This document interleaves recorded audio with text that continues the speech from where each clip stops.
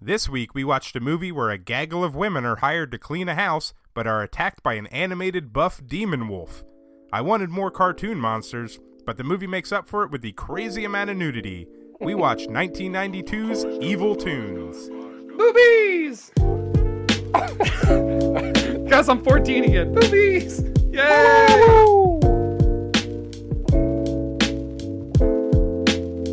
Stabby Stabby. Hey, and welcome back to another episode of Stabby Stabby, a podcast where we watch horror, thriller, exploitation, cult, weirdo, just random, obscure crap we can find, and if it borders on pornography, that is okay in my book. Greg's Home Movies. Well, yeah, Which one crosses day. every single one of those thresholds. Yeah, they're very gory. But I'm Greg, and today I'm drinking a Warwick Farm Brewing Cloud, Idaho Hazy IPA. A nice little 7% juice bomb, and it's pretty good. Eric, how are you doing today? I am doing well. I am drinking a half acre alive in its jaws, it's called. Ooh. It's a double dry hopped, looking for the ABV, 8.5. Nice. The can art's pretty cool. It's two wolves fighting over a red snake. Never had it before, and it's pretty good. It's a little citrusy, but it'll do. Dan, what's going on with you, man? It's me. I'm doing pretty good. I'm Dan. I'm another one of your hosts, and today I'm drinking a Elysian Brewing Company's Contact Haze. It's a little hazy IPA. I cannot find an ABV on here, but this will be my third beer of the night, so what probably doesn't matter. I'm gonna get slurry later. That's fine. Nice. I'm honestly, the drunker I get, probably the more impassioned I'm gonna get about this movie and all the skin we're gonna talk about. I'm very excited. Dan, I had a zombie dust and played some Call of Duty right before this. So Hell yeah! I'll be right there with you, man. I gotta go get more beers. I gotta just pound some whiskey. Do it. I dare It'll be you. one of those episodes. Yeah, maybe, because we are watching Fred Olen Ray's Evil Toons. Yeah. And this one was my pick for the week because I haven't seen it in probably, I don't know, like 8 years. And I remembered not liking it as much back then. So I wanted to return to it. And, you can't go wrong with Fred Olen Ray. He is... he's a sleaze meister. Sleaze master, my friend. Sleaze master. Oh, I must have pronounced it wrong. Yeah. But yeah, I think we had fun with Hard to Die. So this is kind of in that vein, though a little bit more cheesy. Yeah. So this was a VHSPS Dan pick like at one point, right? Is that right? Yeah, it was. Every year they had that Black Friday sale where you can get a movie for $5, and I always pick out 2 or 3 just based on the cover art alone. I knew nothing about this movie going in. I wasn't even familiar with the director's booby oeuvre. I just really loved the cover artwork. It's really goofy. Just look it up online at some point. It's like a sexy babe with a crazy cartoon dog leaning over her, and it's called Evil Toons. So of course I had to buy it. Man, that's how I used to pick movies in the Blockbuster. Oh yeah, just man! by the covers, so pretty cool. So it's the best way to discover a new thing. And I don't know, with the title of the movie, I was going in expecting like a Roger Rabbit style thing where there'd be a lot of like animated things interacting with living things. And what it actually turned out to be was really silly and full of boobs. And I'm not disappointed at all. No. Yeah. No. Still checked all my boxes. I'm fine with it. Yeah, this is right in our wheelhouse. I don't know. What do you say? Do you want to just dive into this plot right now? I'm eager. I'm chomping at the bit. Oh, just like a sexy wolf demon. Let's jump it and get to that plot. Now let's get to the plot. 1992's Evil Toons, directed by Fred Olen Ray, opens up with a note from the director saying that the whole movie is based on a true story and nothing has been changed. From there, we cut to some crazy synthy horror music over a external shot of an old house in a thunderstorm. We see Gideon Fisk, played by David Carradine. You might remember him from Death Sport, his best movie. He's looking pretty scared, and he's carrying around a talking Necronomicon type book. It was awesome. Yeah. He walks into the house and presumably into the basement, I believe. A lot of questions about this basement later, but he ends up putting a noose around his neck, tells the book that it loses, and then he hangs himself. After he dies, the book then makes a pun about how he didn't think he would take that step or something like that. Yeah. I never knew you were one to jump to conclusions. And then the book disappears, and we cut to the intro credits. Well, did the opening title card, the very first thing you said, I wanted to comment on that. Did you? It says that these are the actual people who lived this great adventure, and this is exactly the way it really happened. And then it's signed, "I truly believe this," and the director signed it. It's like Fargo. But These even events are Fargo cool. doesn't say that. Like, Fargo's just like, it's based on a true story to make you think, right? But this is saying these are the actual people. It's saying that the actors in the movie actually lived through this. I've never seen a movie. It's like do if that. Fargo was signed by the Coen brothers. We truly believe this. It's great. He's a what's maniac. his name? Who's the... Fred Olen Ray. He's a Yeah. total maniac. He's got He's like awesome. 200 films. He just doesn't give a shit. He's still doing stuff. He just did a movie in 2021, The Killer in My Backyard, written and directed. God bless him. I hope. I want to think that he's very wealthy, but he's probably not. And I like the idea of a guy living like in a typical suburb who also shoots smut and is famous for it. I love that. I want that life. He's got like that bikini movie line that's probably like 20 movies just with the bikini in the title. Fred Olen Ray. Yeah, I mean, he did. What's your favorite movie? Scream Queen Hot Tub Party. Yes, he did. Yeah. Yeah, as well, yeah. that was a So- great one. Yeah. Yeah, he's done some really, really good, fun stuff. Hollywood Chainsaw Hookers. Yep. What was the one? I showed it at a marathon once. Star Slammer. That was really fun. I don't remember that. But I like that title. That's good. That but sounds yeah, like a he's- beer. I would drink a Star Slammer. It's a daily drinker. There you go. We got to start brewing. We got to start making films and brewing and doing whatever we want. Then quit this podcast. I'm in. Let's do it. We'll call it Stabby Stabby Brewing Company, and we'll just make titty-themed beers. Well, that's every brewery. All right, that's true. This one tastes like boob sweat. Oh, It's a Goza. That's not where I was going. No. A Guess triple what they all IPA do. that's just called Heavy Hanger. Yep. That's Perfect. a good one. Can we have a rule every time, just because of the nature of this movie and the nature of Saint Fred Olen Ray, every time we talk about boobs, can we take a drink? Sure. Got it. Yeah. All right. And if you're listening to this at home, Well, while you're feel free driving. and join us. If you're not while you're driving. Pop that especially especially if you're working or at school. You only live once. Helps the drive go by faster, you know? So, the rest of the Stabby podcast Stabby does does not endorse condone. drinking at school or work. Oh, so I'm just going to take a swig right now. You know. All right. Here we go. Yeah. So, anybody else get a little uncomfortable with David Carradine hanging himself? I loved it. You know what? I actually put in my notes, like, I wonder if this is the movie that started it all. You know what? Maybe. Yeah, I was wondering if he was like a method actor, like he'd sneak on set at night and he'd like test the noose out. People are like slowly walking and be like, you know what? Never mind. I'm just going to let him do it. This basement wasn't as slippery the day before. What's wrong with this set? Does David Carradine act? I feel like David Carradine just performs as David Carradine, and that's enough. Like, he's got that voice and that stony gaze that he could read the phone book and he would, you know, Yeah, he yeah. could sell tickets. Yeah. I think it's fine. He's like the what's his monk character from Kung Fu and everything. Yeah. Yeah. That's just who he is, what he does, and he gets paid probably a base amount to do it. And I love him to death. I love it every time he comes up in a movie. He's always a treat. I like that the talking Necronomicon book was giving him like guidance in the beginning. It was like, Remember, in times of trouble, let your conscience be your guide. and I was thinking it was sort of like Star Wars, like when somebody dies and goes like, you know, Obi-Wan giving advice or something.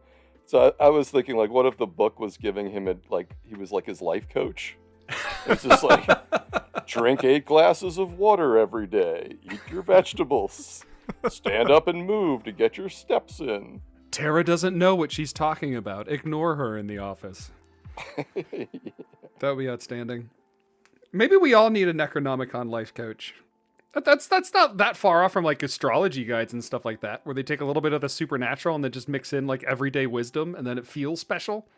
It could be like, make your bed, clean your room, you're a spawn of Satan. Like, They don't have feel nice. Those books don't have like a demon face on it that literally talks. But they could, Greg. Okay, you know what? Let's try it. You know what? At Stabby if Stabby somebody Brewing wants to Company. donate their face to us. Yeah. Autoerotica asphyxiation's a bad idea, David. Shut up, book. but then it winks at him. It goes, wink. I'll watch. Wink, wink. Oh, Carradine. You know, he went out doing what he loved, and more power to him. Went on a high note. Oh yeah. Oh, if only we could all be as lucky. I mean, I guess we could. We literally could. Well, Stabby Stabby does anyway. not endorse drunk driving or killing yourself by hanging yourself while jerking. Yeah, please don't. Please don't do that. All right. Well, moving away from the crime where we implicate ourselves, we're now brought back to the same house after an undisclosed amount of time. We're kind of in current day. The house is now run down and being sold. A sign outside says, "For sale, call Satan." 'Cause the house has a lot of evil history that we'll learn about Hey, Greg. coming up. Sorry. The opening credits, I just wanted to mention how cool they were. They were awesome. They were super like the- long, though. There's like 7 people in this movie, and it went on forever. Yeah. It was too long, but they were like old school woodcuts of demon drawings, and there was like these black flames superimposed on them. They're really cool. They make cool tattoos, like the way they were. Yeah. Oh, I didn't think of that. I like that. But at 5 minutes and 3 seconds, Whoa. it looks like there's a woman eating a demon's ass. So just going to throw that out there Whoa. for anybody that wants to check it out. Color me interested. All right. Yeah. I'm going to have to look that up. Yeah, well, now I'm pulling up the movie now. No, she's So- getting her veggies. That's fine. I do you like see it? how specific Eric gets with this. 5 minutes and 2 seconds, you say, huh? Yeah, 2 or 3. About 3. I have 3. Yep, but- nope, that's 100%. That is just a woman with her face at the ass of a demon. All right, good. All right. I just wanted to verify Yeah, I you wasn't nailed saying it. things. Okay. Nailed it. Good job. Literally badass. Cool. All right, yeah. The illustrations were pretty awesome in the credits, but I don't pay attention to them, and I miss the ass-eating woman. So you deserve. that's on me, I guess. All right. Now you got to get that tattooed on your back. Because you Oh missed it. man, I gotta pay attention to movies better. I mean, kids, this is the importance of living in the moment. You know, you gotta notice the women eating out demons' assholes, or else you'll miss them and they're gone. Yeah, yeah, like dust in the wind. Oh man. Oh, you missed a unicorn. All right, so Can we keep talking about ass eating, or do you want to move Nah, on? I think Okay. we can Yeah, move that's, on. that's okay. Yeah. I So now mean, we should have we a- say, like, I guess content warning? This seems like it's going to be a zesty episode. We got kids in the car. Maybe skip. All right, carry on. Sorry. Yep, hey, no problem. All right, so now we have a van pulling up, and Bert, who is played by the great Dick Miller, Yes. gets out. Dick Miller was also in Gremlins 2 that we covered. Yeah. He has 4 girls in the back, Megan, Terry, Roxanne, and Jan. He's hired them to clean this house for the new owners, and we get the customary old man ogling of them as they unpack the car, and that went on also for a long time, but I'm not going to complain about it. I love when these old movies firmly establish within the language of the film the male gaze, where it takes like a second to look at the guy so that the camera can turn around and ogle asses, and you're like, it's not me looking at these women, it's this pervy guy, so it's okay. right, Yeah. right. I feel Yeah, vindicated. Freaking I Dick mean, Miller, pervert. I'm just going to camera- pause this movie and think about how perverted he is.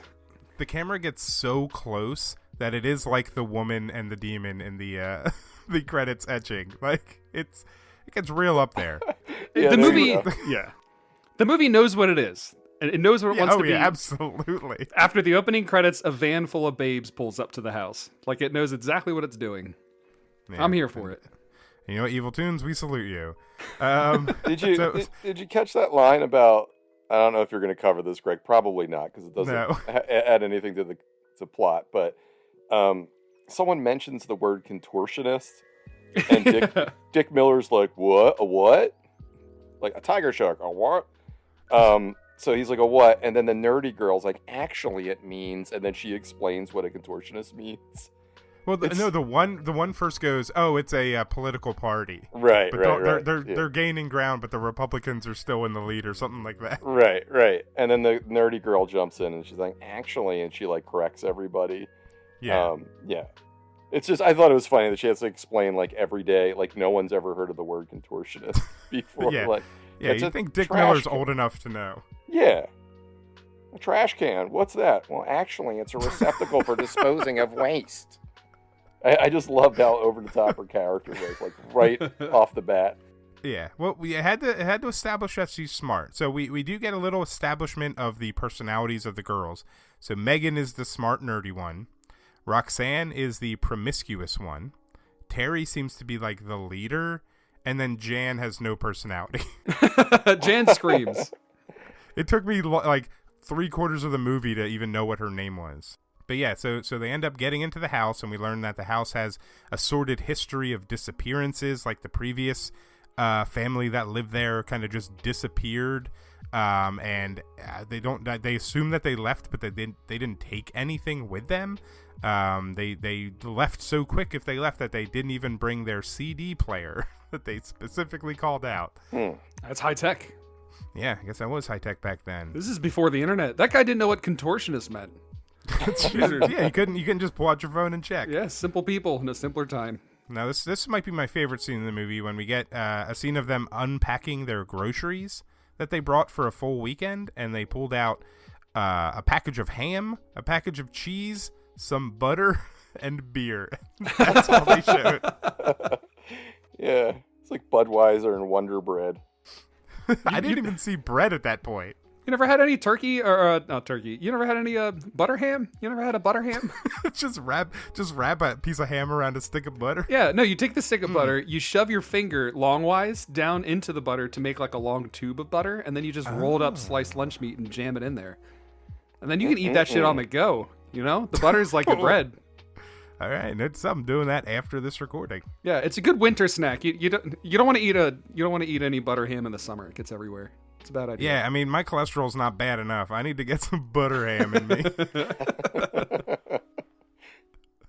Oh, man. All right, from here we meet Mr. Hinchlow, who is the neighbor. He comes by and says, "Came in to have a look at your faces, in case I have to identify you later on." Because there's been a bunch of murders in the neighborhood. Nice. He introduces himself by sneaking up behind one of the women and just grabbing her shoulder. Yeah, which is a move. It's a move. Well, yeah, that's the only way I knew how to meet women back in the day. Hey, you! Oh, I just scream at them. It's all right, I live there. Simpler times. But yeah, he's basically keeping an eye on the house, or keeping an eye on them while they're in the house, because they can't have boys over. They have to be cleaning, and they're going to get paid $100 after the weekend is over. For the whole weekend, $100. For a whole weekend of cleaning an old shitty house. Bullshit. I don't know how much that was in $1992, but it ain't enough. I don't know what kind of management like porn cleaning company has, but they're clearly not unionized. You're not working for enough money there. Sorry, girls. Yeah, and thank you for mentioning porn, because several of the actresses in this movie are porn stars. Yay! Awesome. And you know what? I feel like the porn acting totally works in a goofy horror comedy. Yep. Oh, it's great. I did list some of their credits from some films that they've been in, if anyone's interested. This is my favorite. This is my favorite thing you've ever done. I'm ready to drink. Bring it on.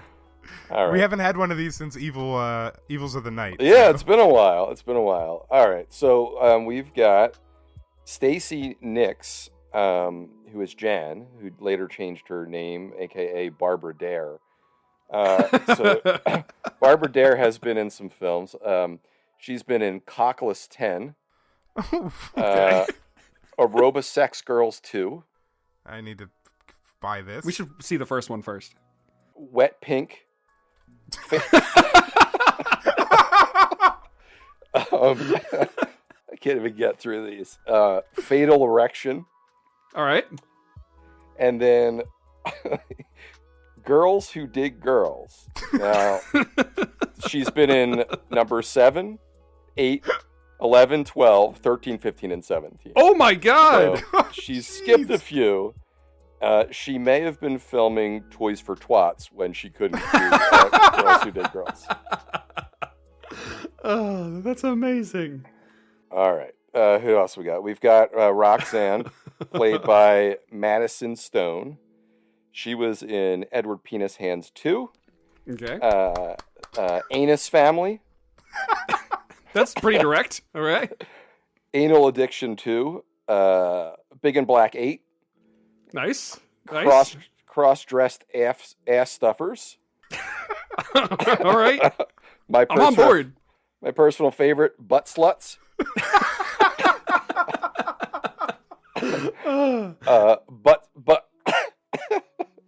Butt Slammers 1. And Lethal Squirt, last but not least. Oh, amazing. And these are only a selection of films. They've been, there's much more.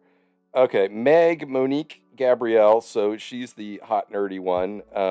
She's got a little bit more of respectable films. So she was in Chained Heat, also directed by our Julie Darling director. What was his name? Oh, shit. There's a Julie Darling connection? Paul Nicholas. Paul Nicholas, Awesome. thank you. Yeah. She was in Deathstalker 2. Good. Awesome. Highly recommend the Deathstalker movies, by the way. Hard to Die, she was the Chow Down Girl. Nice. What? Yeah. It's credited Awesome. as the Chow Down No Girl. So I think she was the delivery girl, right? Yeah, right? that's the Asian delivery girl. Yep. Although she's not Asian. No, She's delivering Asian food. Yeah. Right. Yes. She was in Munchies, The Return of the Swamp Thing, Wonderful. Bachelor Party, Emmanuel 5, and a bunch of Penthouse softcore stuff. Awesome. I think that's all I got. Oh, and then Terry Suzanne Agger is the ex-girlfriend of Fred Olen Ray. So I didn't bother writing her stuff down. She was in like a handful of stuff. Nice. That's So rad. there we go. I think my favorite one is Wet Pink. Although all of those could be like pretty fabulous punk band names. I would go see any one of those shows. That sounds like I a don't lot know. of fun. I think the Butt Slammers series gotta be pretty good. Man. Oh god, I love porn titles. Yeah, can we just do a podcast, just one episode where all we do is just read porn titles to each other for 45 minutes? I would live for that. Every time you laugh, you have to drink. It could be a drunk episode. I definitely hosed my Google search on these 4 actresses. I'm on a list somewhere now. Don't let your kids touch a computer for a couple months. Right. Clean out my cookies. My history. All right, so moving on from that. Wait, I have a question. All right, Could you guys clean that house in a weekend? No. I don't think so either. I think the only way you can is to clean it with fire and just burn the house down. Yeah. Okay. It's a big house. It's a big old house. It's a lot of building. Spoiler alert, neither did they. They don't do much cleaning. They moved a couple boxes around. Yeah. Yeah, so Mr. Hinchlow leaves, and they head down to the basement to start cleaning, because they don't want to clean it at night because it's creepy, so they're going to clean it during the day.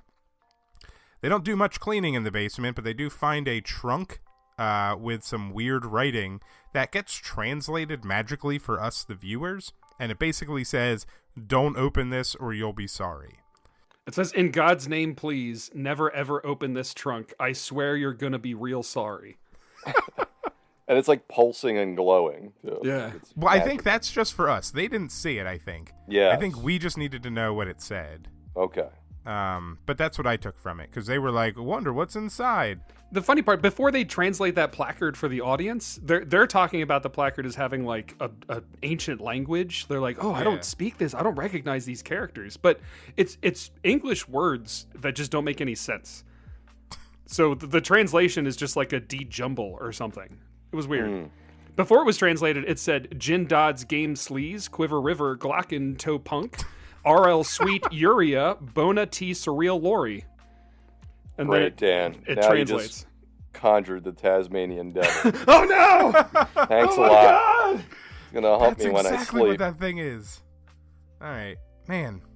Well, Dan's dead, I guess, so that's good. Sounds like you dropped off. No, I'm dead. I'm dead. I was Oh, playing good. dead. So in the trunk, they find a human skull, a weird dagger, and a colorful blanket. They're not as excited as I would be. If I had a skull and a dagger in my basement, I would call all my friends. That would be my day. I would just sit and hold them. Yeah, I agree. Right? That's pretty awesome. Yeah, Yeah, that's pretty cool.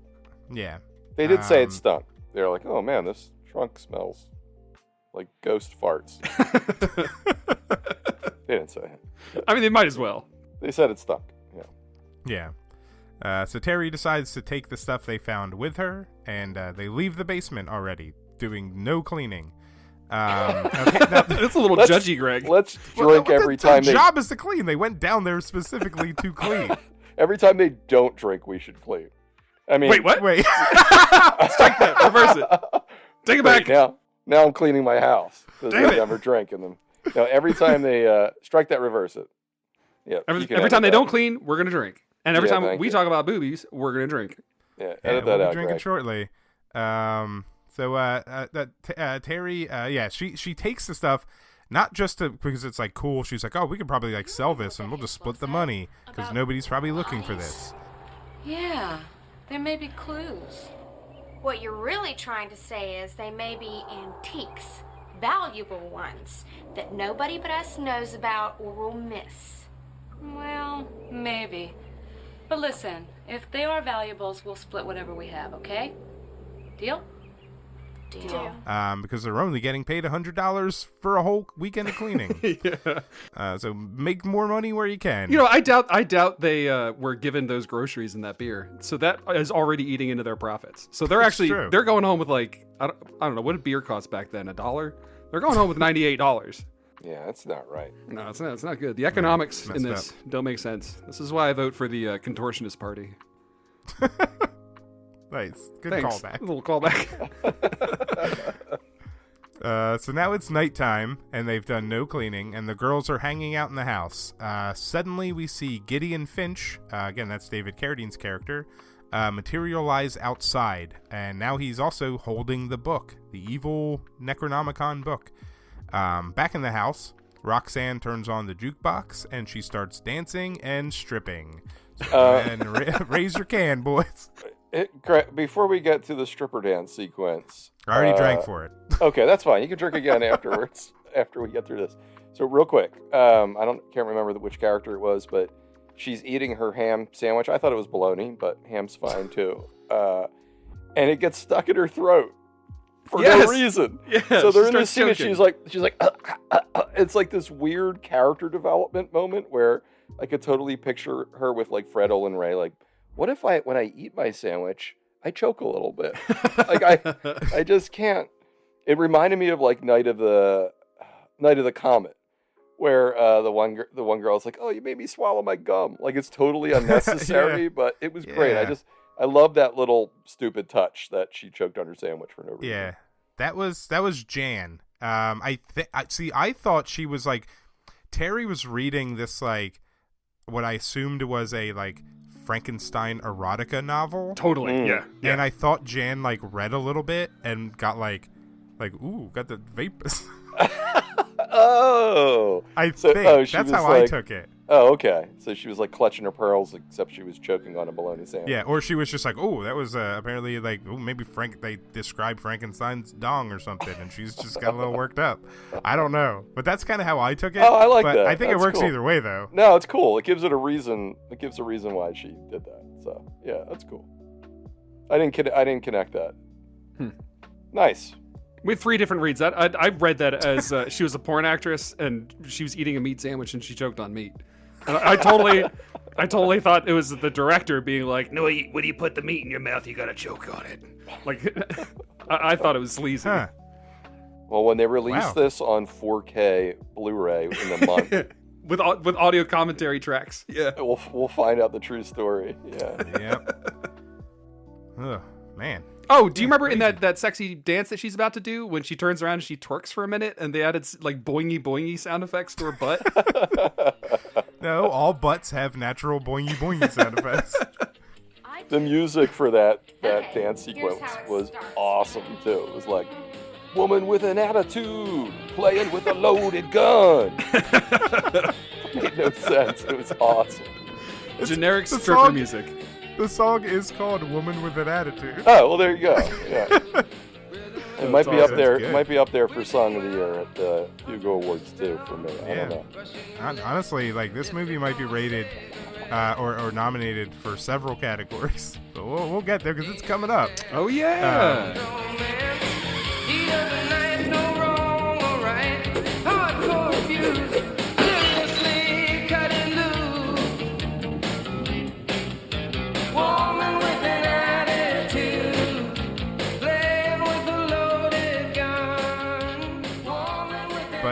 But yeah, so Roxanne starts stripping down to just her 80s thong, which rides all the way up to your shoulders. A little butt suspender. Yeah. And she starts getting Megan to join in, and as Megan is taking off her shirt, she's now just down to her bra, and she gets embarrassed, I think, and runs off to her room. Yeah, she's not like she's conservative. She's not like a libertine. She's like a quiet library girl. Yeah, she's naive character. About sex. Like that's shown through that, like the next several scenes is that she kind of has not been involved. She wears glasses. She's a pure busty girl. What I love about her character. Glasses. I'm sorry. I'm sorry I didn't acknowledge that right away. I love the that trope of like the nerdy girl secretly the like most attractive girl if you just gave her a chance. But in this movie, like she's always the most attractive girl, except she's wearing glasses, and that's it. And everybody's like, "Oh, glasses she's and, such a baggy weirdo." Clothes. Yeah, but like even in the baggy clothes, button-up shirt. She, no, I'm not disagreeing with you. you. Yeah, okay, all right. I mean, if we're gonna pick favorites, she's my favorite. She was freaking awesome. She's everybody's favorite. All right, she's cool. Gotta be. Yeah. All right, let's all hold hands and watch this movie again. We all agree. So keep your hands up. And the next scene that Greg's about to describe, it's at the 24:30 mark. So you're gonna want to note that down. We got a little bit before that. Oh, okay. I'm sorry. So okay. after Megan runs off to her room in embarrassment, the doorbell rings and Jan, Terry, and Roxanne answer it. And Gideon Finch is there, and he basically forces them to take a package which contains the evil book. What's this? We see that Transylvania Yellow Pages. Such a good line. Yeah, they look through the book. They see some crazy drawings. They mention that it's written in an ancient language, and that they want to get Megan to read it because she's just the smart one. So she should be able to read any language that this book could possibly be in. Before they ask Megan, they ask the generic question of, "Can any of you read foreign languages?" Which I thought was such a funny question. In general. Yeah. Are you non-English literate?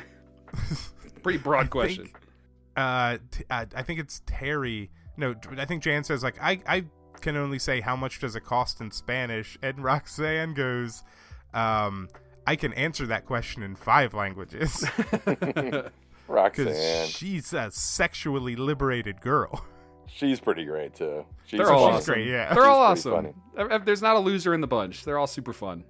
And really, actually, can we point out at this point, they're all like really fun to watch on camera, and not even in like a sexually objectified way, but they're all like really physical, and they jump around a lot, and they have like big expressions, and I don't know. There was like a small town theater charm to a lot of the performances in this movie that was really fun.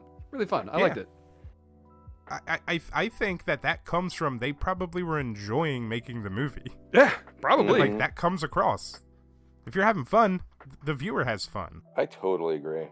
Yeah, there was just like a fun vibe through the whole thing. Like you could feel the energy. Like they were just jamming. But yeah, it's I'm glad they were having fun. I'm glad this movie doesn't force them to be something that they're not. You know, It makes the movie better for it. And that even the dialogue that was written for them to deliver is equally as cheesy as their performances, which I think is important. If they were given like real serious lines to deliver, it would not have worked. But even the writers were in on the joke. It was all wink, wink all the way down. Yeah, the goofiness plays into them not being the best actresses in the world. Totally. Yeah. So Jan and Terry are looking through the book, and it's full of like drawings of monsters and satanic erotic drawings. Some of them are not the best. It was like a book of Satanist sports mascots. A little goofy, a little cartoony, but like of dark materials. Yeah, there is a one drawing that they really focus on. It was a woman on her back naked with her legs tied to two poles, and then like a demon standing, like a big demon standing over her with like a long tongue coming down to her. Eric needs to get that tattooed on his back. 100%. Wait a minute, you flipped it on me. How do you know it's not already there? Lower back tattoo. Yeah, it looks like a 10-year-old boy's like personal drawings from 100%. Yeah. I put in my notes, it looks like the producers showed the Evil Dead Necronomicon pages to like their nephew and were like, just do your version of this. Just do the best you can. It's good enough. Yeah, it's free. So, yeah, my nephew can draw. He's in art classes. But that's why our evil freshman creepy... in high school. Yeah. That's why our evil, creepy demon monster later in the movie looks kind of like a Disney villain. Right. Yep. You are your influences. Absolutely. All right, so now we move on. Megan, in the meantime, is upstairs in her room, and she starts undressing in front of the mirror. And Eric, what timestamp is this? It's 24 minutes and 30 seconds. All right, so go ahead and write that down, Nice. Because this is a big contender, probably for Best Nudity at the Hugo Awards Season 2. We are now a Mr. Skin podcast. Also, maybe this year it's the Fred Olen Ray Awards. Maybe he deserves some credit at this point. The Sleaze Awards. Yeah, take a swig. It's a great scene. Oh, that's right. I think that Greg's taking it serious. Oh, I'm sorry. I didn't drink beforehand. I got to catch up. But yeah, she kind of takes her shirt and bra off, and she's standing in front of the mirror naked, kind of looking at her body. But then she ends up hiding herself again in a big baggy T-shirt, which she continues to wear for the rest of the movie. Greg, can you give us a little more detail? Yeah, you really get in there. You know what? Yeah, give us what was going on in your mind. If I was buying one of those boobs at the market, how much would it weigh? like a sack of flour. It's a weird way to ask that question. Just one. Yeah. Yeah. Hello, sir. I'm hosting some friends, and I need one titty, please. I mean, I'm going to multiply by 2, but if you could just give me that number for 1, that would be great. All right. All right. So I said content warning, right? We're allowed to do... Yeah, all right. Yeah, this is going to be a rough one. So Roxanne then comes up and surprises her and tells her to come back down to the living room. They have something for her to do. Megan gets down there and begins to read the book. She says that it's written in ancient Latin. Never a good idea. Nope. I'll read she it out reads loud. a portion out loud, yep. Basically saying an evil cantation. It's kind of rough, but I'll give it a try. Demons of the mind, hear this summons. Give of our energy to that of the unliving, for that which lives not may never die. Does it get any better? We, your devoted slaves, give of our bodies, that thou may live, but a life unto death. We beg of you, answer our pleas. Okay, so many jokes in there? It gets pretty rocky after that. What do you mean, Rocky? Are you the Latin whiz of Miskatonic U or what? Well, ancient demon incantations aren't covered until next semester.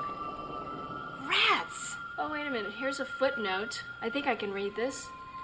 In the name of God, if you value your immortal soul, never, ever, ever, ever read the above incantation aloud. And I mean don't, never. Well, that was fun.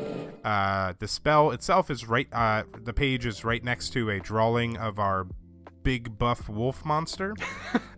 He's got abs for days. He does. They go all the way stop. down. Drink. Yeah. Oh, because we're talking about our new buff wolf boy. Well, Yeah. I don't know. He's No, I'm on board. All right. You know, he's a wolf. He's got abs and big old biceps, and he's very sexually active. So That's true. yeah, Thanks, Dan. Thanks for backing me up on that. yeah, dude. I like Eric. Also enjoy objectifying animals as sexual objects. We know Eric's the king of that, but Cartoon drawings. Eric was one of the few vocal ones who were mad about Space Jam 2 because Lola Bunny was no longer sexy. Man, I didn't even watch that movie. I don't get that reference, but it's who still wanted funny. Space Jam 2? I don't understand. What made that come about? I think I wished it into the universe. I love Space Jam. How many? What? You like? Yeah, Space man, I Jam? grew up on Space Jam. That's great. All right. Never mind. It sucks, but it's fun. How many evil? The second one was garbage. Craig, didn't I get you like Space Jam on Blu-ray or something? Yes, you did. I own, I think, 3 copies of Space Jam on Blu-ray now. You just keep getting them as gifts. Yeah, people keep giving them. I bought one. It's because it's like $5, so everyone's like, you know what? I'll just get it's this. always for super Greg. cheap. Yeah. Yep. Maybe if we have the first listener to respond to this episode gets a free copy of Greg's Space Jam Blu-ray. A very used copy. It'll be cheaper to buy it off of Amazon and just ship it that way than to mail it out. Describe Greg as a cartoon character. A nude cartoon. All right, that's not going anywhere. Wait, could you imagine if we gave Fred Olen Ray the budget of Space Jam 2 to make one of these movies? Where like there could be a whole fleet of like crazy cartoon monster demon things possessing a whole like auditorium of people. That would be amazing. I want that. Be so much potential, man. So much. Seriously. And it could be like this was really funny. It could be really funny. I want it. Yeah. I want it. I want to meet Fred. I want to meet Fred.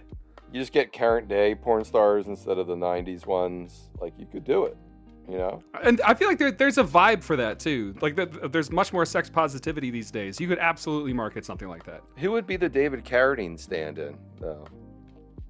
Like Walken? Christopher Walken, maybe? Yeah, probably some other... Wait. Who's the... I'm blank... Steve Buscemi. Steve Buscemi would be perfect. He would be perfect. He'd be the perfect guy to pull up in the beat-up van and just have like 20 women fall out of it, and the whole time sucking on an unlit cigar. The way the Dick Miller guy. The Dick Miller guy's doing it. Yeah. Who would be Carradine? Oh yeah, Carradine. Yeah. Oh, that's a tough one. Yeah, who would die by autoerotic asphyxiation? Oh, Eric could play the Carradine. Yeah, I stepped into that one. No, right, we're only about 25 minutes. Who was the Baywatch guy? Who was the Baywatch guy? Hasselhoff could do it. Done. Have his or people Shatner. Call our people. What about Shatner? Shatner could do it. Hasselhoff or Shatner, or maybe the two of them can join at the hip. They could be like Siamese twins. Or who was the mayor on Spin City? I don't know this thing of what you're describing. Dude, Dude, your brain is a steel trap, man. Yeah, I wish I remembered his name. I mean, I'll know it when I see it, but... Dude from Office? Barry Bostwick. I have to pee, but I'm waiting for like a good break. Do you want to go do it right now? Because I can go get another beer. Now would be the time. I could get another beer. Yeah, let's take a break. We're going off the rails. Just FYI, we're only like 25 minutes into the movie. Oh my god. All right, we'll be back. I'll be back. Somebody will be. Bye.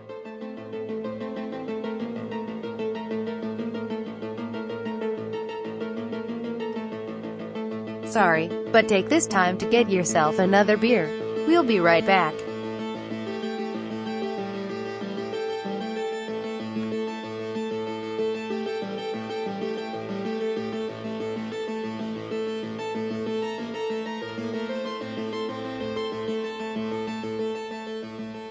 Hey, so we just took a quick little break so we all could go get another beer. So, I moved on to another Warwick Farm. I got a General Russ, what is it? There's another American IPA. Nice. 6.6%, so nothing huge, so. Awesome. I got an Elysian Super Fuzz, the Blood Orange Pale Ale, and this is going to go pretty quick based on the pace of this conversation. Yeah, maybe we all should have gotten like 2 extra beers. I've got a Lawson Super Session 4 Centennial IPA, 4.8%. I need it. I need to bring it down a notch because I can't even pronounce 4.8%. So this is going to be good. Yeah, so here we go. Thanks for sticking with us. We got basically the whole movie to go. So, at the point we're at currently, the girls have stopped kind of dealing with the book for now, and Roxanne says that she's having her boyfriend Biff come over for a bit. Even though, like I said earlier, they aren't allowed to have boys in the house. No boys in the house. No dead dudes in the house. The rest of the girls go off to sleep upstairs while Roxanne is downstairs waiting for Biff. I'm so sorry. I know we have to. We want to go quickly because, well, never mind. Is it the one girl just laying flat on her back like she's dead on the floor? No. It's when they were talking about Biff, and she was like, what is she says, he's only going to be here for an hour or so who's going to know? And then somebody else shoots back, it's Biff. He'll be here for 5 minutes, and the whole school will know. Yeah. Which also establishes that these are, like, high schoolers? These, like, 29-year-old women are high schoolers? Oh, well, I thought they were, like, fraternity, or whatever they're called, chicks. Yeah, like, I thought they were, like, sorority girls. Oh, sorority, really? Thank you, yeah. Okay. This would have been slightly better if Snotty and... I was so concerned with what you were going to say. Cancel the episode. I thought you were going to go, this would be better if they were high school girls. No. Snotty and Booger were in this episode from Revenge of the Nerds. Well, that helps any movie, really. Yeah. Well, now the creepiest thing in the movie happens, and that's 3 full-grown women lay down on top of their sleeping bags to sleep. Yeah. But not after Terry and Jan get undressed, so... Bottoms up, boys. Drinky. All right, here we go. But it's at the scene that we learn that Megan is very innocent and naive when it comes to sex. So, as Roxanne back downstairs... Not according to her IMDb, she's... It's all about the meta-narrative, really. Come on, Greg. Yeah, well... So Roxanne is downstairs, and we watch her struggle with opening a bottle of wine for a while. A screw top bottle of wine. Yeah, it turns out it's a screw top bottle. Yeah. I love that scene. I absolutely love it. It's so funny. Yeah, it was really fun. Good physical comedy. But while she's doing that, the buff wolf monster drawing disappears from the book, and it comes to real life as like a cel-shaded cartoon monster. And honestly, looks less like a monster, more of an adorable buff wolf man. Yeah. Mm-hmm. Who said Tasmanian tiger earlier? Oh, or Tasmanian devil? Tasmanian devil, yeah. Spot on. Dog. Yeah, that's exactly right. Yeah, he's built like that, yeah. Little twig legs, really broad shoulders, and a big expressive face with a tongue that's hanging out. Just a massive red rocket. And a drink. Because this is a... content warning again. Here we go. It's a rapey monster. So. The cartoons arrived, so it's about to get dark. Greg gives the content warning after the red rocket comment. Yeah, because all dogs have that. Lipstick. Oh man. All right, so the monster watches Roxanne while she's changing into her lingerie. So there you go again. And that whole scene is complete with all the like animated horny tropes from like cartoons where he's like pulling his head up, his tongue comes flying out. That like true like that kind of a thing. Yeah.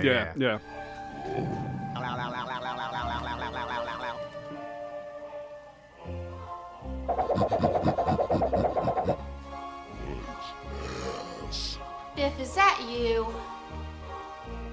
Come on out. I recognize your voice.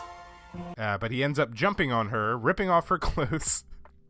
So drink again. And we cut from there as she screams. So we don't see what happens yet. I mean, oh, okay. I think that... What? Yeah. What? Yeah, well, it cuts back upstairs and they hear her, like, they hear her scream. And then we see the wolf, he's covered in blood. And then he turns into Roxanne. Yeah. As Megan comes down to check on her. When he's on top of her, in his Toon form, it's like it's Roger Rabbit, right? There's a human being with a cell-shaded character, and he licks her top off with his thumb. Yeah, he's like, and it like flies off. Yeah, yeah. Now you'll notice this through the rest of the movie that anytime it's the monster, whether in the Roxanne form or the wolf form, is fighting a girl, their tops come off. Yes, every single time. That is the priority. Yeah. I mean, it makes sense. That's what happens in real life. Yeah, you can't help it. If you got licked by a dog in your underwear, your bra's coming off. I think that's physics. I want to know where you graduated college, sir. I didn't. That was the final question on the exam. Worth 80 points. If an animated cartoon devil dog assaulted a woman on the ground and licked towards her breasts, she was wearing a bra, what would happen? Her top would fly off. Teacher, the question is better, what velocity does the top fly off, sir? You gotta prove your math. And that answer is light speed. So Megan is uncomfortable while talking to Roxanne because she, just like the wolf, has like blood all over her. So she heads back upstairs. Megan tells Terry and Jan that Biff isn't there, so I don't know what that scream was all about. And Roxanne was covered in blood, but they all just decide to try to go to sleep. Yeah, shittiest friends ever. Seriously. Although there was an awesome shot here where after she convinces them to leave her alone, she like turns in profile to the camera and lightning flashes. Yeah, and you can see the dog's head superimposed on her head. It was a cool effect. Yeah. I loved it. Yeah, it was very cool. Yeah. So now one good wolf shot in this whole the whole goddamn thing. Yeah. So the wolf as Roxanne then lets her boyfriend Biff into the house. They start going at it, and she bares her teeth and then bites him in the neck, killing him. Gideon is shown watching through the window outside because he's an old pervert. Yep. Oh yeah, he's perv. Yeah. When Biff entered the house, he just started making out with his girlfriend, but she had blood all over her mouth. Yeah. And he's like, what is this, some kind of new lotion? Yeah. That was pretty great. Yeah, he did not look like the smartest man. He didn't look like a college student. Well, he did look like a 40-year-old man. Yes, he looked like maybe a freshman that's been divorced twice.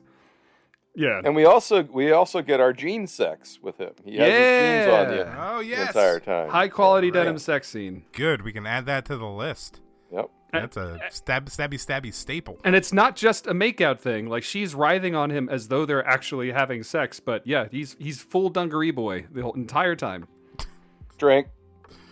We go. Oh, that's right. Because she had lost her shirt. So. Whoops. All right. Man, this movie's insane. So Megan hears Biff scream this time, and she goes down to check. We cut to Bert in his house watching A Bucket of Blood starring Dick Miller. Hey! Yeah, he gets a call that there was screaming at the house, and he ends up leaving to check. Now, there's a few things in the scene I want to talk about.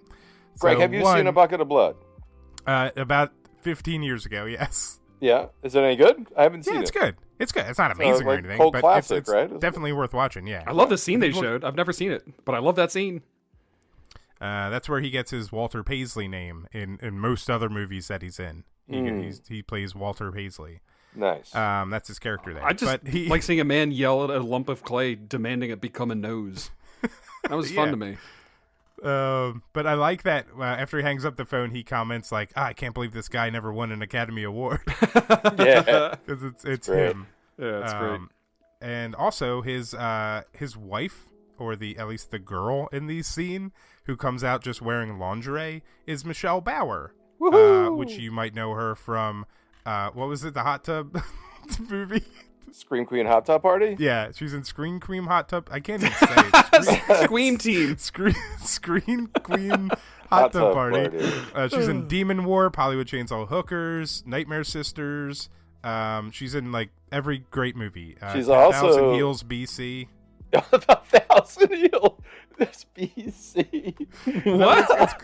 It's something like that. No, it is. It is. It's funny that that was like an extra. So I ripped you guys. Oh, it's 1 million heels, BC. 1 million heels. Yeah, I ripped you guys like the Scream Queen hot tub party, and then it had like a mini movie on it, and that was the additional mini movie on the disc. Nice. It's just funny that you mentioned that because it's a straight up like porno, like softcore porno. It's movie. a softcore. It's good. You should watch it. She's also in something that you showed, Greg, which is amazing. Dr. Alien. Yeah! What a great movie. And then one of my favorites, I think I mentioned it last episode, Reform Schoolgirls, which just got a Blu-ray release. She's in that as well, and 100 other things. But yeah. Oh yeah. She's in everything. But yeah, she's great. But she's just in this movie for like no time. She's credited as like Bert's wife. Dude, she gets like the biggest laugh from me though. Yeah, she comes out and she's just like, "Where are you going?" He's like, "I have to go check on the house." She's like, "It's Friday," and she's just in lingerie. He's like, "Yeah." She's like, "It's Friday night," and then pulls her boobs out. So nudity again. But then she turns around and goes into her bedroom, and you just hear the sound of a lawnmower starting up from the bedroom. Yeah. And the guy's like, "You're gonna hurt yourself with that one day," and leaves. Yeah. It's so good. Bert, honey, Yeah?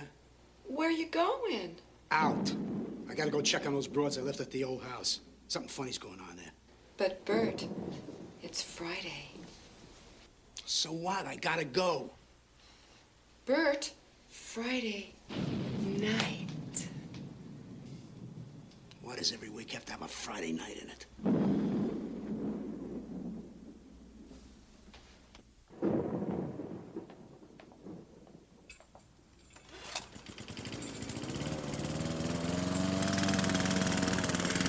You're gonna hurt yourself like that someday.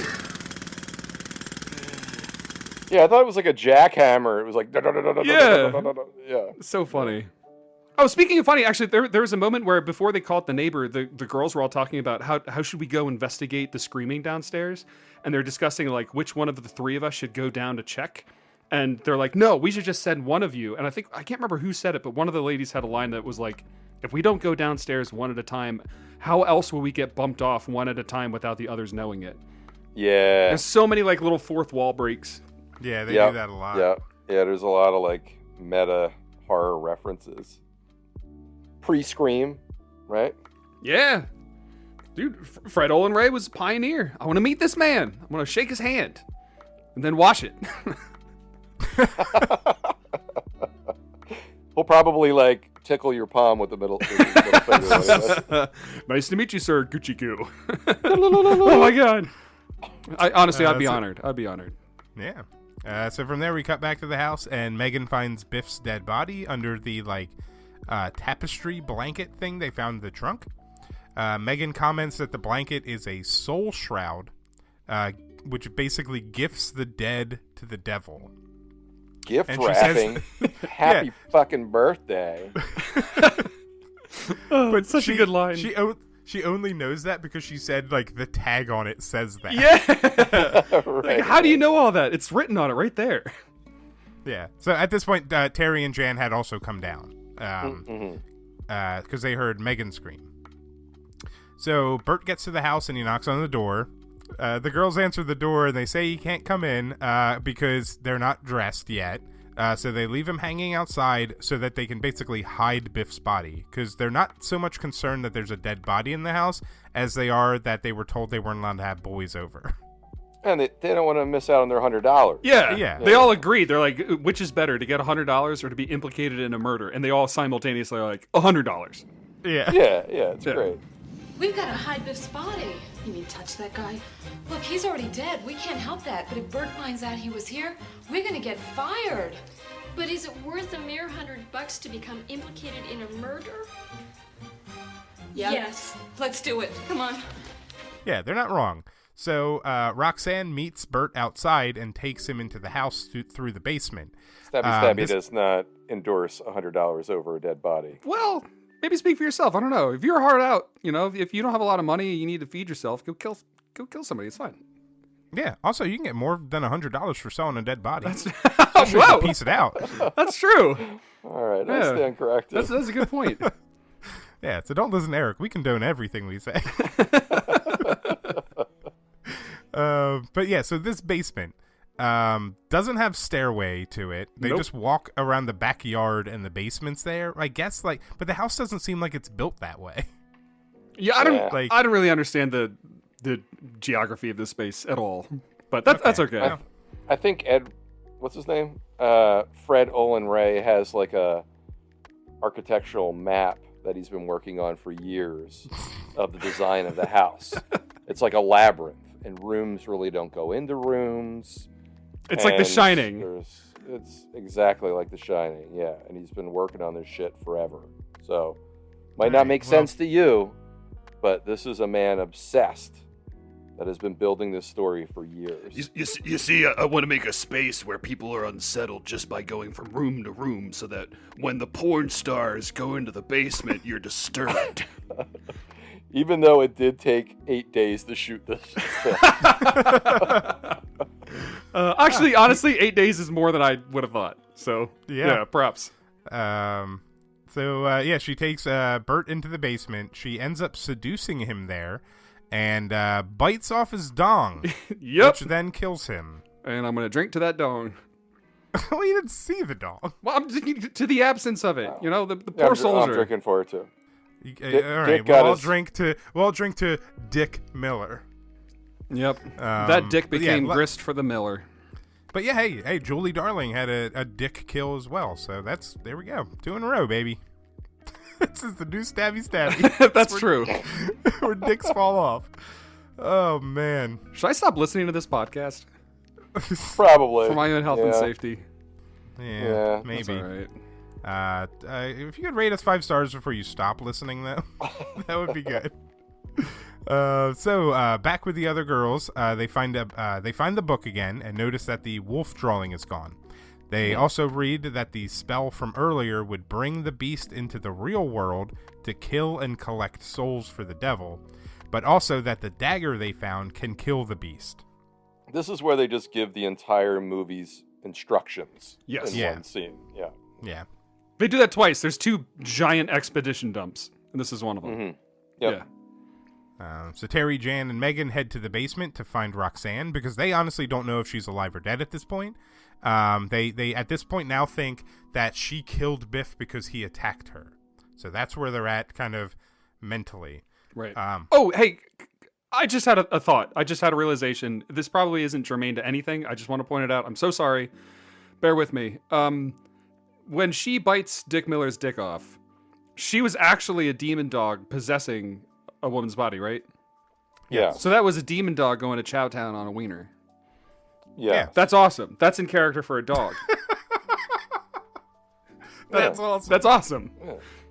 That demon dog's all okay. Yeah, that's awesome. I love that. So that's all you want. That's all you had. That was it. That's all you wanted. It just registered because Lair of the White Worm. It was like a demon seductress that was implying oral sex or whatever, and then bites the dick. And this one, it was a demon canine, and it still does the same exact thing, and that's awesome. I'm just saying that's awesome. I love it. All right, that's it. How Greg and I just immediately agree. Yeah. Well, yes. Yes, that is awesome, indeed, sir. The question is, with what velocity did the dick fly off? You're asking the wrong questions. That was the next to the last question on the quiz for the physics test. It's more mass than a brawl, so it's probably going to move faster, but over a longer period of time. If you enjoy this episode, you should leave us 5 stars, all 5 stars, please, and leave in the comments. Does the mass of a penis affect the flight path that it takes? We would really appreciate that. Thank you. We don't do math, so please help. Now, if you want to take street trash into consideration with the dick flying through the air when they're tossing it around, we could probably check out what the arc is and calculate the speed and distance. But man, who's got the time for that? You guys ever see that RoboCop D-make with that one scene where the RoboCop shoots like 50 dicks off? Oh, it's fantastic. Can we pause recording so I can just watch that right now? I swear to God, we've talked about that on the show. Oh, have we? I don't know if it's just normal conversations I have with you guys that we talk about it, but it's come up. We're tapping a rich vein here. Man. I haven't mentioned the RoboCop dick scene in a while.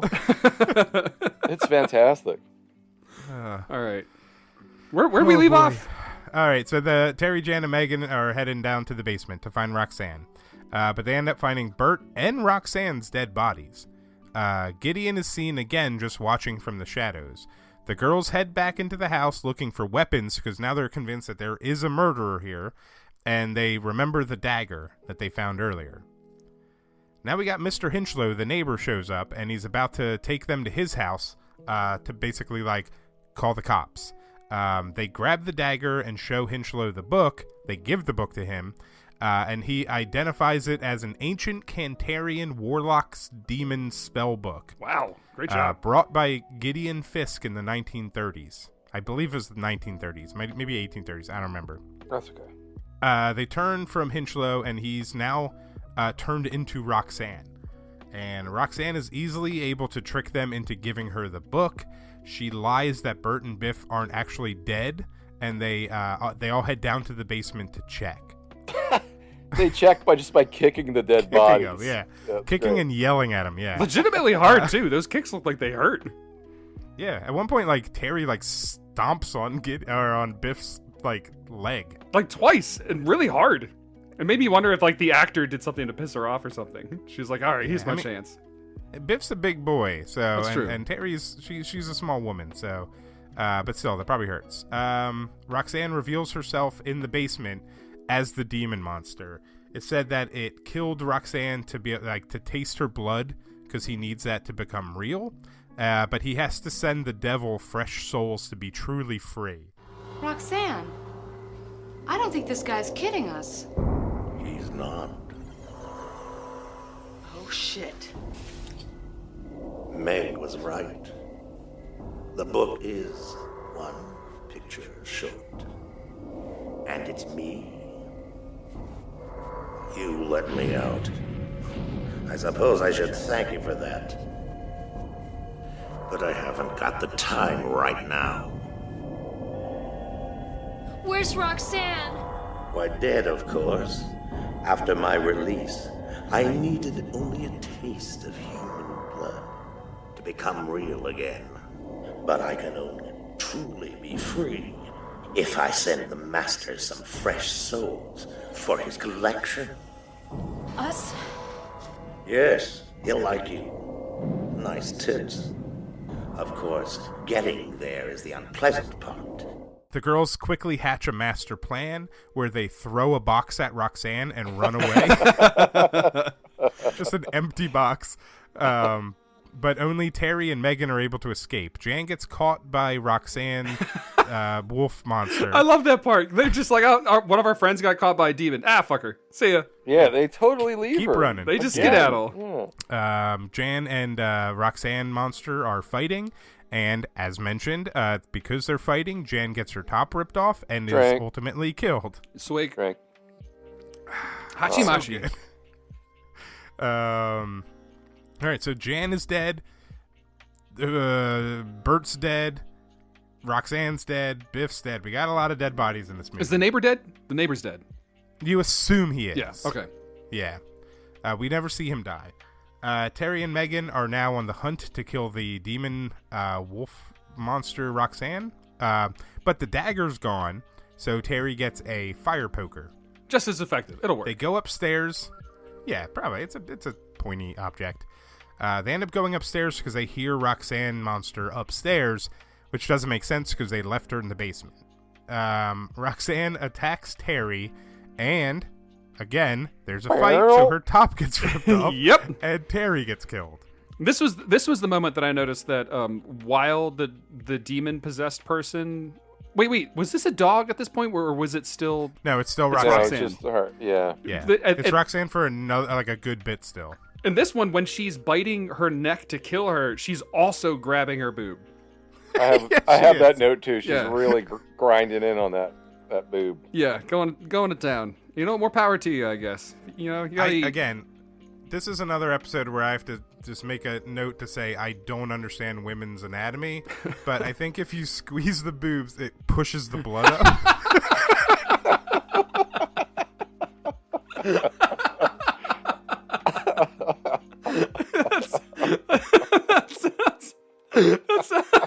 That sounds about right. the heart pumping.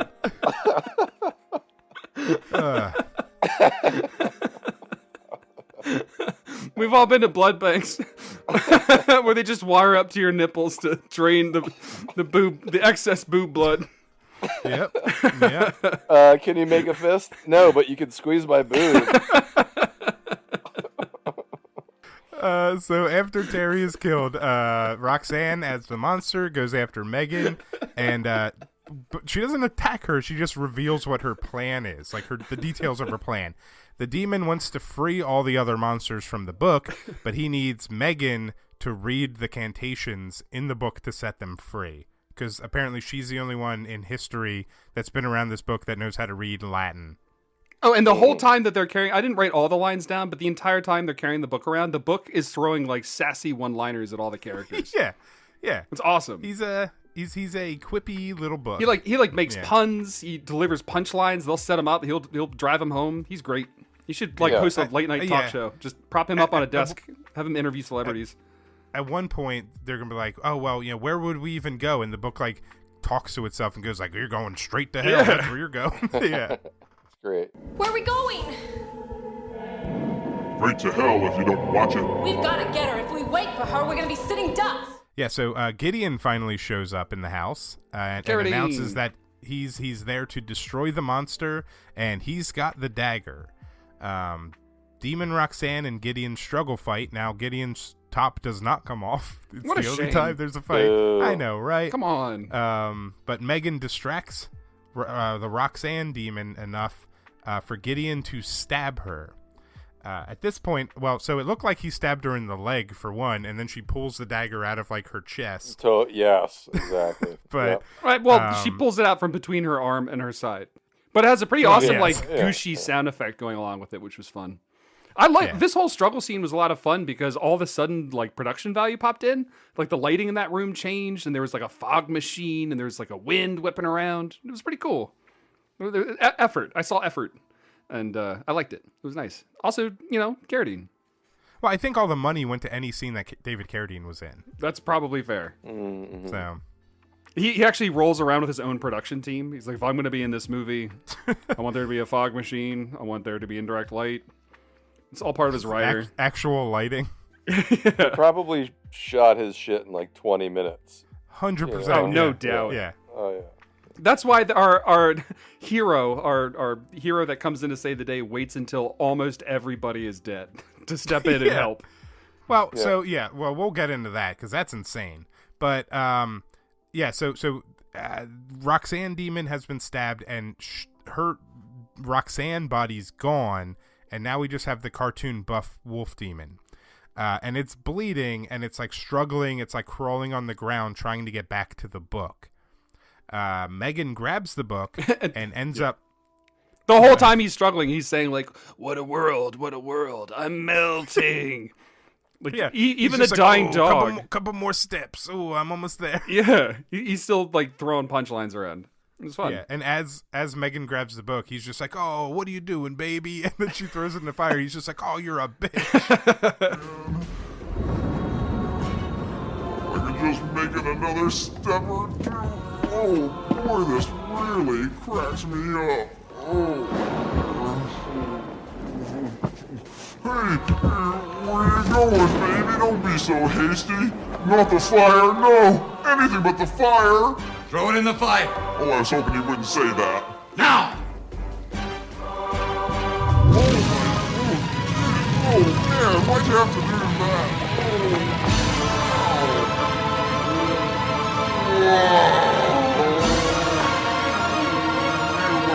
Bitch, I'll get you in the sequel for this. That part is mixed really well because it's subtle. I liked it a lot. Me too. He says, "Bitch, I'll get you in the sequel for this." yeah. Which is another one of those meta things. Yeah. Yeah, and we find out at the end that the monster is voiced by Fred Olen Ray himself. So. I don't think that's true. Oh, is it not? I think it's true. The Necronomicon is voiced by... The book was voiced by him. The demon was voiced by Robert Quarry. Oh, okay. I had read it as I don't know. reversed. Yeah. But yeah, Fred Olen Ray voiced the Necronomicon book. Oh, all right. Well, then they have the credits wrong in the film. Yeah. Honestly, maybe I'm wrong. I mean, that's what IMDb Unless said. they're I'm just referring trusting to it. the monster as the book. Yeah, because if you watch the credits, it's in there. But either way. I think I'll probably go with the movie, right? If this isn't the first time we've had a toss-up like this, IMDb and the movie disagree. Which one would you guys land on? I don't know. I don't know enough about their voices the way in either way. It's kind of cool that the director was involved. You know. Yeah. Also, when the book is burning in the fireplace, it shoots milk out of its eyes. I wrote that too. I wrote, why is milk oozing from its eyes? Yeah, it's great. Yeah, the nastiest, burniest money shot in this movie comes from the book. Well, in the credits when they're showing the video clips of all the people, it just says "and the monster as himself." Oh, okay, yeah. Oh, maybe I wrote Fred Olen Ray from my research or something. Yeah. Well, maybe one of our listeners can give a shit and look into it. Who knows? I don't know. It doesn't matter. Yeah, I went as far as IMDb, and that's all you're getting. So yeah. All right. So yeah, the book has been thrown in the fire. It's been burned. The cartoon buff wolf monster disappears. No. And Gideon also tosses the soul blanket into the fire as well. I was hoping the blanket was just going to put the fire out. The way he just flops it on there. Or he because he goes and sits down next to Megan on the couch. He should have brought the blanket and just covered themselves up. Yeah, for warmth. But he doesn't. He just sits with Megan on the couch and recounts his history with the book. Apparently, he thought it would bring him knowledge, but all it brought was terror. He's been sitting in limbo, dead, since he killed himself at the beginning, and he needed Megan to basically bring the demon from the book into the living world so he could finally destroy it and his curse would be lifted. But this is where it gets weird because he says she's like, well, all my friends are dead. Everyone I know here is dead. Including the one that I left behind to die. Yeah, I'm sorry. Yeah, he basically says, well, the beast never truly existed, which doesn't make any sense. And her friends, she'll be surprised about her friend's fate.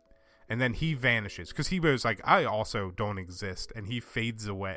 But all my friends are dead because of your mischief. Oh, I don't think so. I think you'll find them very much alive. You see, the beast never truly existed. And now, neither do I.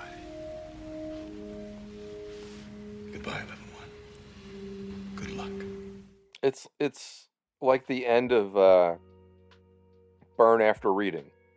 It's none of this mattered. Yeah. Everybody's incompetent and it doesn't matter. Yeah, nothing matters. Yeah. So Megan ends up falling asleep on the couch. It's been a rough day. She did no cleaning but fought a monster.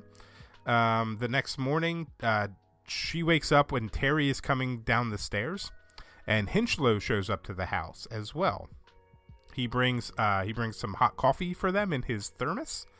Bert, Biff, and Roxanne and Jan all come into the house from the basement, which is where they had died, and Hinchlow offers to let them watch some Saturday morning cartoons on his little portable TV he brought. Whoa. Megan looks at the camera and screams, and we cut to credits. Yay! Evil Toons! So that was 1992's Evil Toons, and it's probably almost definitely longer than the movie. Yeah, what's the movie, 122 or something like that? We're going to be cutting it close. Worth every minute. Oh, wait, before we go into the stab reviews, can I ask you guys, what title would you give this movie? Other than Evil Toons? Yeah. For me, the title Evil Toons set up an expectation that there would be a Roger Rabbit style of dynamic that would be present more.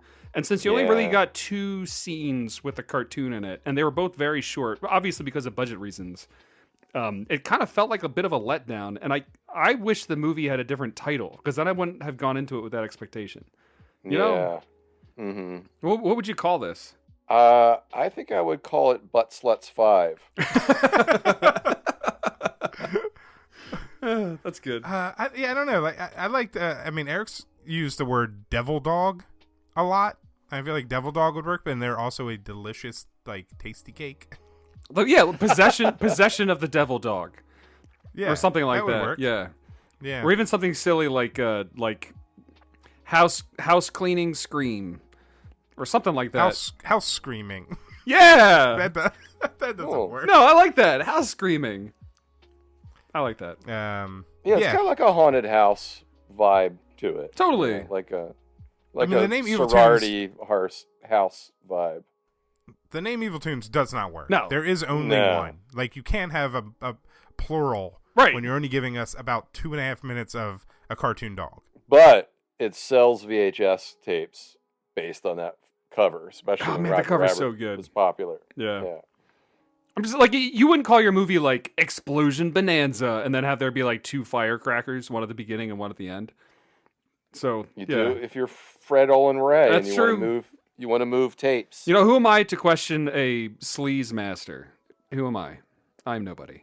There's actually like I'm looking it up on IMDb, like what it's also known as, and really most of them are like in the languages that I can read are just Evil Toons. Like it didn't even have other names. That's pretty surprising. Huh. All right. There is a French name that I don't know what it is. Can you just try to pronounce it for me? Qui a peur du diable. Ooh, I like that. I like that a lot. But I don't know what that means. Devil. Oh, it's who's afraid of the devil. I kind of like that better. Yeah. Okay, there's a German title called it's Evil Toons dash Flotteens im Geisterhaus, and that means cute teens in the haunted house. Oh, see, that's a good title. That's good, dude. That's really good. I like that title a lot. That's nice. That's a juicy title. I mean, who wouldn't watch that movie? All right, we've gone on for long enough. What do you guys say we stab this movie in the face? Let's do it. Yep. Now let's get to the plot.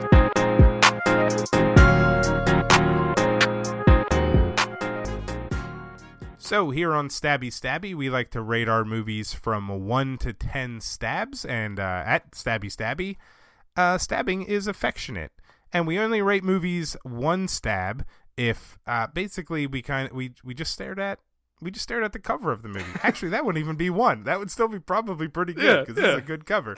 It's somebody describing very poorly what the cover looks like. And then 10 stabs this is a movie that you will put on a screen on your tombstone and will be playing 24 hours a day because you only want to be remembered as this movie. So why don't we start with Dan? Me? Dan, yeah. How many stabs are you giving Evil Toons? 9 stabs. I'm giving this movie 9 stabs. I love this movie. I loved it. It was super fun. I'm not going to say it was well made, but it was well enough made. Like we said at the start, all the pieces, all the like incompetence plugged into each other, all the layers of it to make something kind of lovely and perfect. It has a really fun vibe. The performers were all really outstanding. They were not great actors, but they were outstanding performers, and I really enjoyed my time with it. There was not a moment that I was really bored at all, because when there wasn't like boobs on screen, there was like violence, or there were funny jokes, or really physical humor. And I don't know, man, I'm kind of starved for that kind of like physical humor these days. They don't make movies like this anymore. So yeah, I'm getting this 9 out of 10. I loved it. Thanks for making us watch it, Greg. I really loved it. Eric, what'd you think of this movie? Hey, I gave it an 8. I do think the tunes was misleading, which we talked about. Needs more tunes. There's only about a minute, and it was 1 tune, not multiple tunes. But the acting was atrocious and brilliant at the same time. It was like watching a beautiful train wreck. It was awesome. It was just plain fun. So I'd like to see a sequel, since they actually mentioned a sequel in it. Super, super fun. This is what I think about for 80s horror, when like quintessential, like someone's like, oh, why do you like 80s horror? I'd be like, have you seen Evil Toons? That's why I like 80s horror. So yeah, 8 for me. So much fun. Glad you guys recommended this. I know it was sitting on the VHS BS stockpile for a while, so I'm glad you guys dug it back out. Greg, how would you rate this bad boy? I'm also going with 9 stabs. It was way more fun than I remembered watching it. Maybe, like I said, 8 years ago. It loses a point just because the plot is nonsensical and kind of shitty, which typically doesn't matter per se with a movie like this. But it can't be a perfect movie if the story is just all over the place and doesn't make sense. And also there should have been more cartoons. Give me more cartoon monsters. No, the actresses were so fun.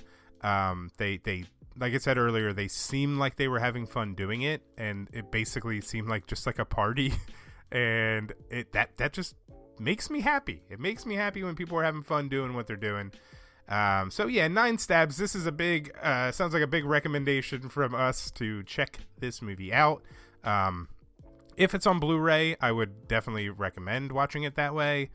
I swear Code Red put it out, but it might be out of print at this point, but if you can track it down, if not, go on over to VHSPS and pick up the VHS rip. The VHS quality might help. The low quality might actually help with the cartoon effects and stuff like that. Yeah, there's a charm to the grittiness. It was also, was it streaming somewhere? It's on Tubi. Yeah, go to tubi.tv and watch it for free as well. Nice. So yeah, go on over there. But yeah, so nine stabs. 9 stabs from me. So yeah, hopefully you check out Evil Toons. Right on. Dude, it was fun being accosted by a cartoon demon dog with you guys. This is an enjoyable time. I'm just gonna say the word boobies and have one more drink. Cheers, fellas. Oh, okay. There we go. I guess we're doing that. I enjoyed this night. If you enjoyed, we didn't set out for this to be a drunk episode. Not at all. No, this is organic. Yeah. As always, thank you so much for listening this long. We really appreciate it. Like, sincerely, we actually really do sincerely appreciate all of you listening. It means the world. If you know other sick, twisted, deviant weirdos that would enjoy listening to us weirdos talk about movies like Evil Toons, please, that one person that you know, share this with them. We would really appreciate it. Also, if whatever podcast app you're listening to us right now on, throw a 5-star review, all 5 stars, please. And don't forget to describe the velocity with which Dick Miller's penis flies off of his body. And if you want to learn about what we're going to be watching next, Greg, how can that happen? Well, you can come on over to our Stabby Stabby illustration factory where we're always drawing weird erotic monsters. Are you describing my Instagram?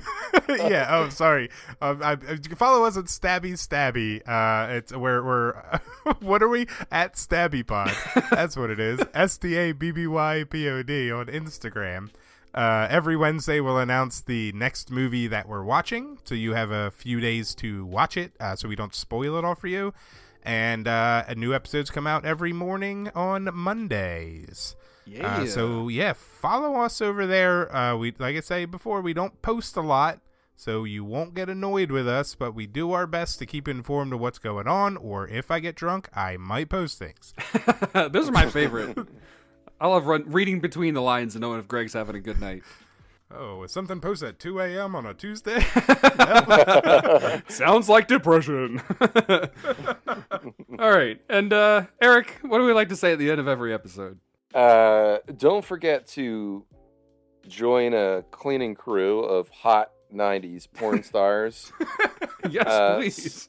Spend the night in a haunted mansion and open up a ghost trunk full of farts and find a magical, weird, serrated knife that David Carradine takes and hides for the majority of the movie.